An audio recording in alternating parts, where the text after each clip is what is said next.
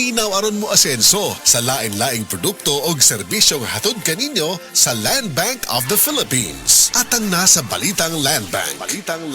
Matag Martes alas 5:30 sa buntag sa RMN Stations nationwide. Makita pud ni sa Facebook ug YouTube Live sa RMN Stations ug sa Signal TV Channel 309.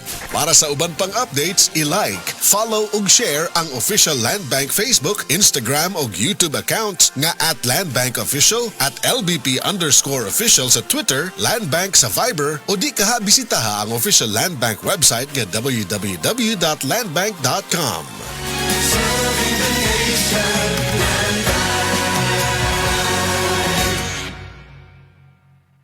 Sa adlaw-adlaw nato nga pag-inom og DTX 500, makatabang kini sa pagtunaw sa LDL o bad cholesterol nga mao ang hinundan og responsable sa pagbara sa atong mga ugat. Kayan ang pagtaas sa bad cholesterol. Batasanon nato ang pag-inom og DTX 500. Highly recommended sa mga eksperto. DTX 500. Mapalit sa mga butika. DTX 500. Ako si Annabel. Taas kaayo ako cholesterol level nasa 200 plus. Akong gisulayan inom og DTX 500. Halos tanan akong silingan ga DTX 500. Nag-inom ko 3 capsules a day. Sa usa ka bulan pagpa-check up na ako, nag 100 na lang. DTX 500. Mapalit sa mga butika. Nakatikim ka na ba ng kapeng humahagod sa lalamunan ang sarap at pait nito?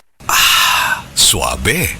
Naririto na ang kapeng masarap na nakakatulong pa sa kalusugan. SED Panyawan Coffee Mix. SED Panyawan Coffee Mix. Taglay ang pait at lakas ng panyawan herb na nakakatulong magpalakas ng katawan at mangosteen na siyang nakakapagpalakas ng ating immune system. SED Panyawan Coffee. Tamang pait, tamang lasa, tamang nakakatulong sa katawan.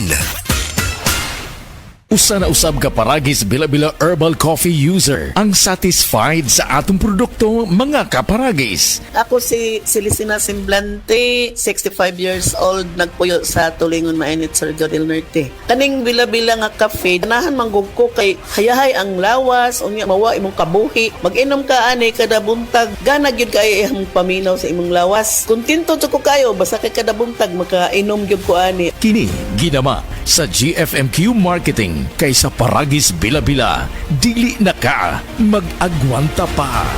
Oras, hatod ka nato sa Camel Soy Sauce. RMN